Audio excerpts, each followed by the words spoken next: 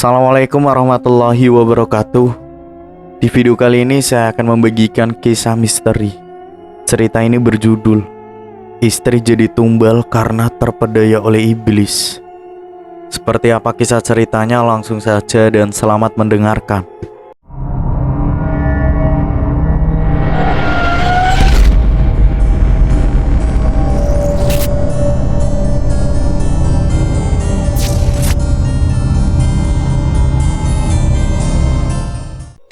Memilih kuliah di tanah rantau, ada saja kisah unik dan pengalaman hidup menarik.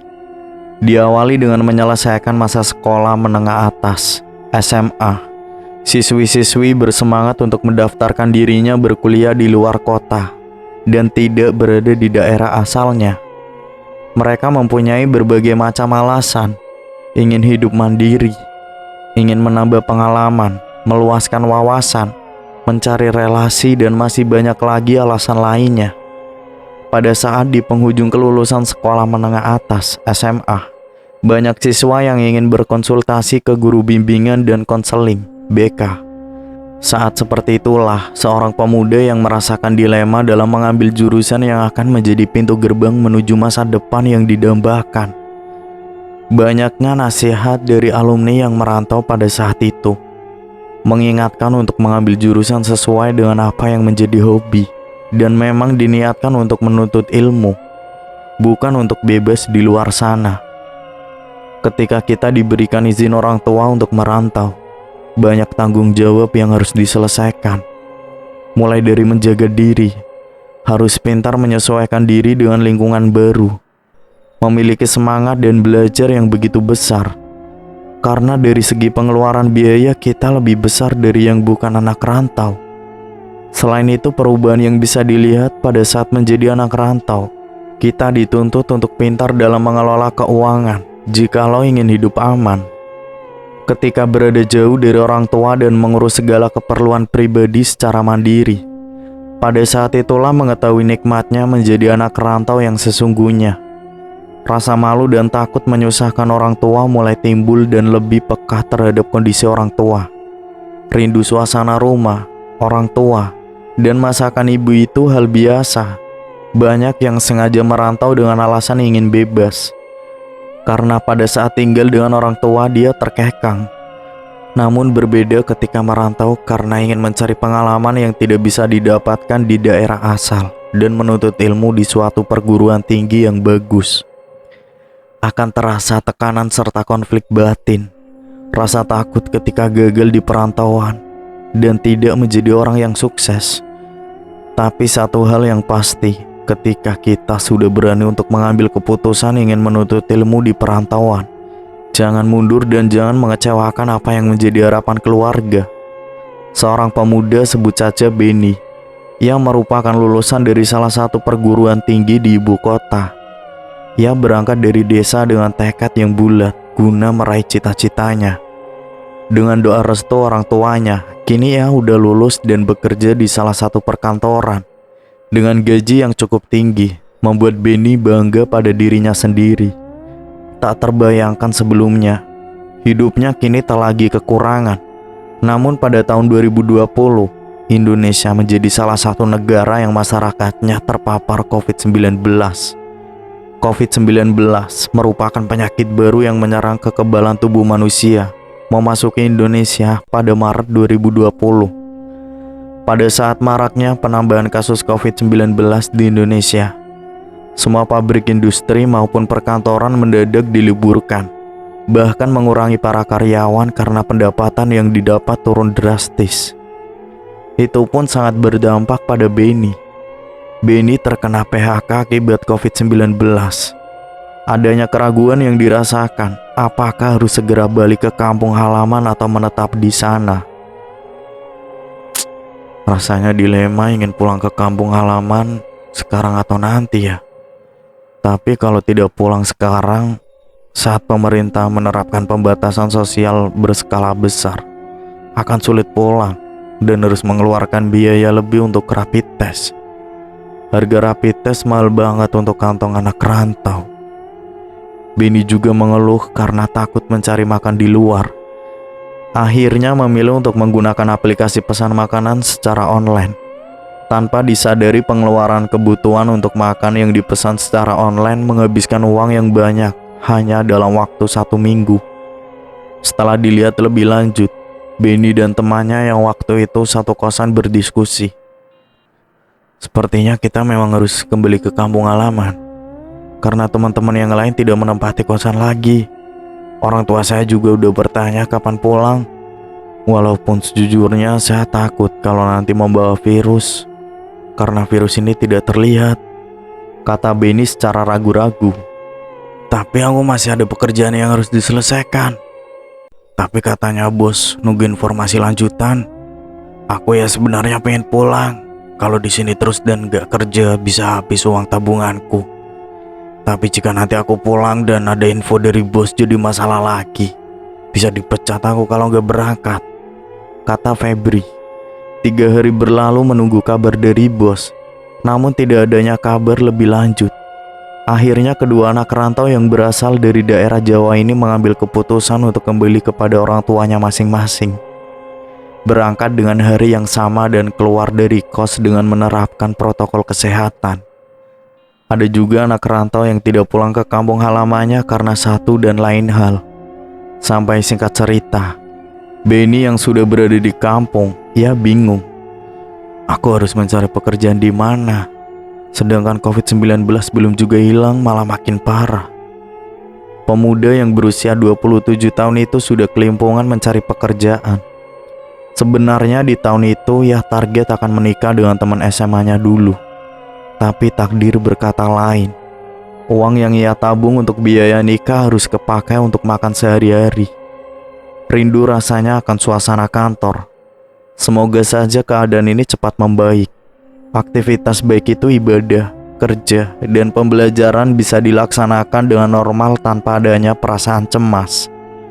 Permasalahan dan dampak yang ditimbulkan akibat pandemi COVID-19 ini cepat terselesaikan. Semoga pemerintah dan masyarakatnya bisa bekerja sama. Ketika pemerintah menerapkan suatu kebijakan, masyarakat bisa membantu menyukseskan kebijakan itu dengan cara mematuhinya. Sampai akhirnya orang tuanya Benny membantu Benny untuk meraih impiannya, yaitu menikah dengan Sari, kekasihnya yang sudah 7 tahun mereka menjalani hubungan. Di waktu itu yang masih pandemi, mereka hanya melangsungkan pernikahan secara sederhana di kediamannya Sari. Setelah menikah, Benny tetap mencoba mencari pekerjaan. Apapun itu akan ia kerjakan. Memang Benny ini lulusan dari perguruan tinggi, namun itu semua tak menjamin kehidupannya. Belum lagi pandemi yang belum mereda. Banyak perusahaan besar yang masih stop beroperasi. Pegawai pabrik pun banyak yang diberhentikan. Alhasil Benny menjadi buruh serabutan dengan penghasilan yang tak menentu. Kuli bangunan ia lakoni, buruh tani pun ia lakoni untuk menyambung hidupnya bersama sang istri. Sampai di satu waktu, istrinya mengandung. Benny yang harus segera mencari uang tambahan untuk biaya persalinan yang tak murah. Sungguh ia banting tulang pagi sampai malam tak kenal lelah. Namun hasil yang ia dapat hanya cukup untuk memenuhi kebutuhan sehari-hari. Benny sempat mendaftarkan diri di salah satu perusahaan, namun sampai saat ini belum ada panggilan. Pernah terbesit di pikirannya untuk kembali ke tanah rantau, namun keadaan yang masih genting dan juga istrinya tengah mengandung tua. Alhasil Benny mengurungkan niatnya. Kebutuhan sang istri yang setiap minggu semakin membludak membuat Benny pusing. Sari setiap hari pasti ada maunya, mau ini, mau itu dengan alasan ngidam.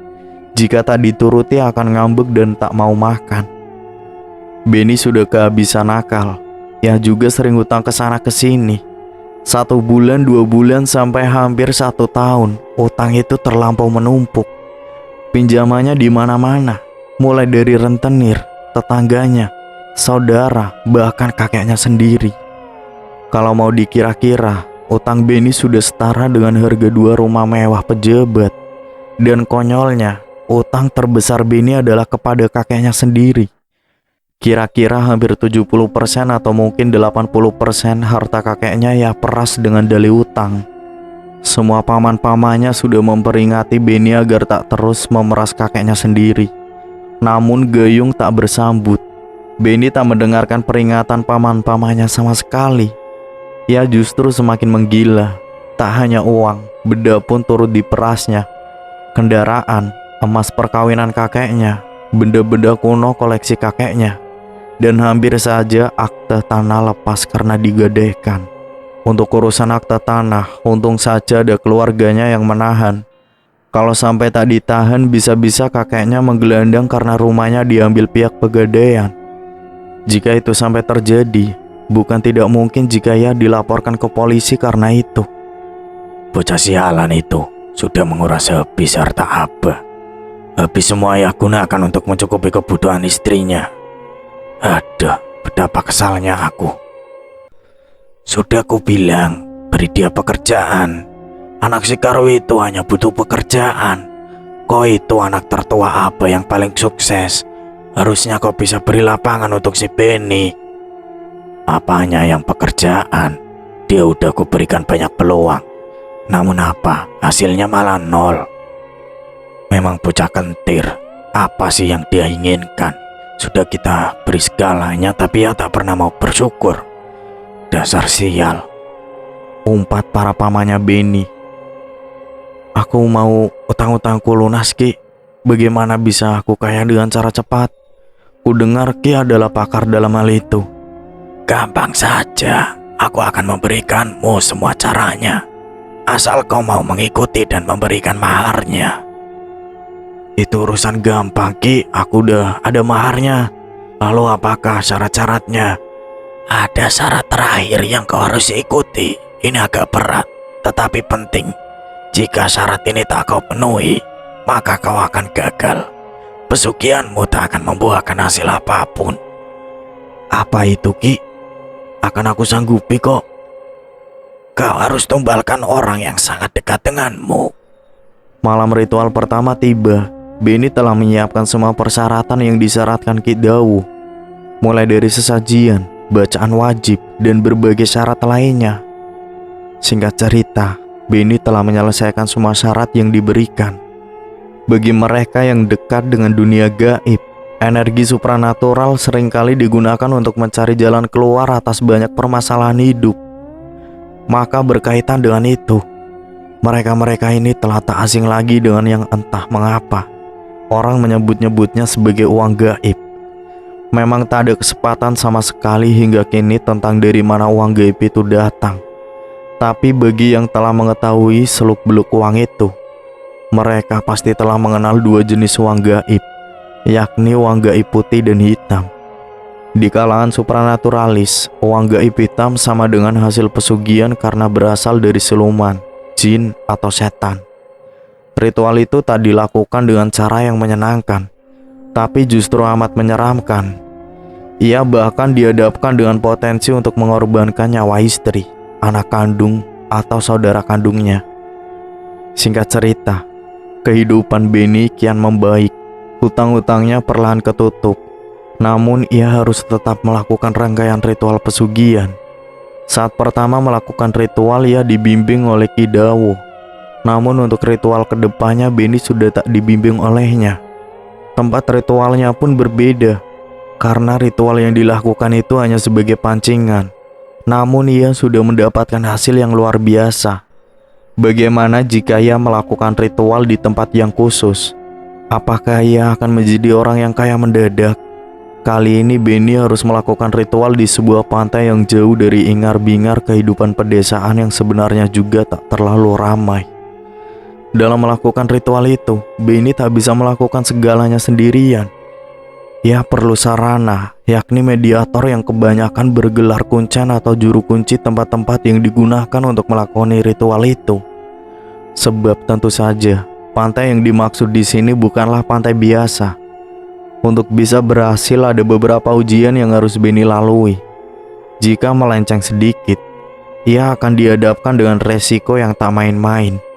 Adapun salah satu dari ujian itu adalah harus menemui siluman yang akan diajak bekerja sama.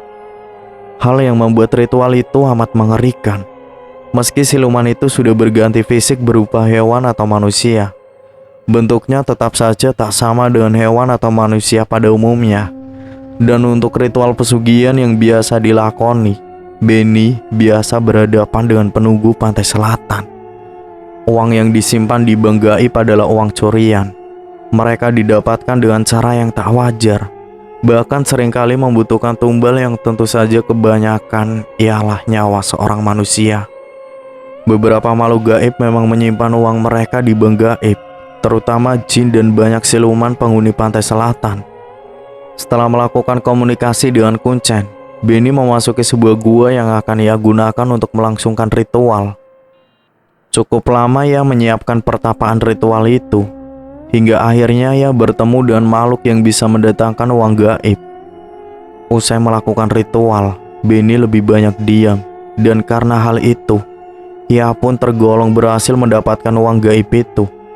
Tapi tetap saja, sebuah resiko yang mengerikan harus ia terima.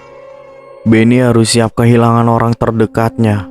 Mereka disepakati akan kehilangan nyawa 1 minggu ke depan, terhitung sejak Benny melangsungkan ritual itu. Nyi Roro Kidullah yang membantu Benny dalam urusan pesugihan itu. Di malam yang sunyi di tengah gua yang gelap itu, ia yang diketahui banyak orang merupakan siluman yang berasal dari laut mendatangi Benny. Seminggu setelah kejadian itu, seperti yang dijanjikan, Benny pergi ke ATM terdekat untuk memastikan apakah ia telah menerima uang pesugihan yang dijanjikan oleh Nyi Roro Kidul.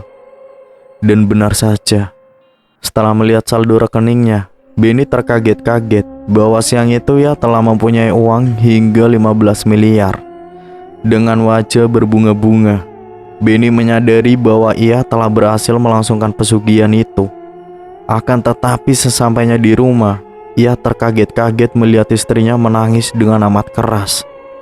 Melihat orang tuanya meninggal karena tertabrak mobil ketika hendak ke pasar. Memang benar, uang sebanyak 15 miliar itulah yang menggantikan nyawa kedua orang tuanya Benny. 1 minggu kemudian, istrinya Benny yang sudah mengetahui tentang ritual pesugihan. Malam itu Benny kewalahan menenangkan istrinya yang entah mengapa bertingkah seperti bukan dirinya. Waktu itu Benny sedang melakukan ritual pesugihan yang biasa ia lakukan dengan istrinya. Akan tetapi, di tengah-tengah ritual itu, tiba-tiba saja istrinya berteriak-teriak tidak jelas. "Sar, kamu kenapa sih?" tanya Benny sambil mengguncangkan bahu istrinya. Sari tentu tidak menjawab. Ia malah terus berteriak-teriak di depan wajah suaminya. Benny merasa ada yang tidak beres dengan istrinya itu. Ia lalu berinisiatif memanggil Mbah Ngatiman untuk mengembalikan Sari seperti semula. Namun Mbah Ngatiman tidak punya kekuatan lebih untuk menyembuhkan Sari. Katanya, makhluk halus yang ada di tubuh Sari terlalu kuat. Ia lalu menyarankan untuk melakukan sebuah ritual pengusiran setan. Benny menyetujui hal tersebut. Malam harinya, ritual tersebut segera dilaksanakan di rumah Mbah Ngatiman. Ia lalu merapal mantra sambil menyemburkan air ke tubuh Sari. "Siapa kamu?" tanya Mbah Ngatiman. Aku adalah penunggu pantai selatan," jawab Sari sambil tertawa keras. "Apa yang akan kau lakukan dengan tubuh Sari?" tanya dukun itu lagi. "Aku akan membawanya menjadi pengikutku," jawab Sari lagi disertai tawa. "Segera keluar kau dari tubuh wanita ini. Kalau tidak, aku akan membakarmu," ancam Mbah Ngatiman. Mantra Mbah Ngatiman semakin cepat dilafalkannya. Semua berlalu cepat. Sari terguncang hebat dengan serangan Mbah Ngatiman. Tak lama kemudian, ia jatuh pingsan. Kata dukun itu ritual telah selesai dan makhluk yang ada di dalam tubuh Sari sudah keluar. Benny lalu berterima kasih dan segera membawa Sari pulang. Namun naas, Sari ditemukan tewas dengan lidah menjulur dan badan bau tak sedap. Kabar kematian Sari menjadi bahan gunjingan warga. Sementara Benny masih berduka dengan kematian istrinya tersebut. Kematian Sari yang tak wajar itu kelak menjadi dongeng misteri warga. Apalagi Sari tengah mengandung tua. Pasalnya banyak warga yang mengaku pernah melihat sosok yang mirip dengan wajah Sari saat melewati rumahnya. Bahkan ponakan Beni yang baru pulang dari merantau di Jakarta menyaksikannya sendiri. Ia adalah Ujang. 3 hari setelah kematian Sari, Ujang pulang ke rumahnya yang tak jauh dari rumah Beni. Sesampainya di sana, ia mengetuk pintu rumah agar istrinya membukakan. Namun sebelum pintu itu terbuka, Ujang ditepuk pundaknya oleh seseorang dari belakang. Ujang kaget lalu menoleh. Ternyata itu adalah Mbak Sari. Kenapa Mbak tengah malam begini kesini? Tanya Ujang penasaran. Ujang, tolong bantu Mbak, Kata Sari. Ada apa Mbak memangnya? Tanya Ujang sedikit khawatir. Tolong berikan ini ke Beni. Aku tidak ingin ditinggalkan begitu saja, Kata Sari mengambil memberikan bungkusan kecil. Lah kenapa Mas Beni meninggalkan Mbak? Apa yang terjadi Mbak? Tanya Ujang. Aku harus buru-buru Ujang. Aku udah ditunggu di pantai selatan, Kata Sari. Loh, ngapain jam segini ke pantai selatan Mbak? Tanya Ujang semakin bingung. Belum selesai pertanyaan itu terjawab, istri Ujang lalu membukakan pintu. Ngomong sama siapa Mas barusan? Tanya istrinya. Mbak Sari nitip ini buat dikasihkan ke Mas Beni, jawab Ujang. Astagfirullah, istrinya menyebut lalu segera menyeret Ujang masuk ke dalam rumah. Mas, Mbak Sari udah meninggal 3 hari yang lalu, kata istrinya panik. Innalillahi, aku harus mengantarkan amanah ini Dek, kata Ujang. Singkat cerita, Ujang lalu mengunjungi Beni keesokan harinya untuk memberikan bungkusan yang dititipkan Sari. Saat bertemu Beni, Ujang mendapatkan respon yang aneh. Tak sekalipun Beni menyauti Ujang, ia hanya diam saja. Namun Ujang tak mau ikut campur. Yang terpenting, amanahnya sudah disampaikan kepada Beni. Setelah membuka bungkusan kecil yang diberikan Ujang, Beni bergegas menuju pantai selatan yang didatanginya beberapa bulan lalu untuk meminta pesugihan. Betapa terkejutnya Beni saat menemukan istrinya. Dia melihat istrinya diikat kedua tangannya di tiang dan disiksa oleh banyak makhluk. Sari terlihat sangat kesakitan. Tubuhnya penuh dengan luka sebatan. Kondisinya benar-benar buruk. Tak kuasa melihat itu, Beni mencoba menyelamatkan istrinya. Namun ia gagal lantaran jasad istrinya sudah dibawa para makhluk itu menuju pantai selatan. Beni menangis sejadi-jadinya. Ia meminta tolong kepada Bang Atiman untuk mengembalikan jasad Sari. Tidak bisa Le, itu semua akibat dari perbuatanmu sendiri, kata Bang Atiman. Perbuatan apa Mbah? Tanya Beni bingung.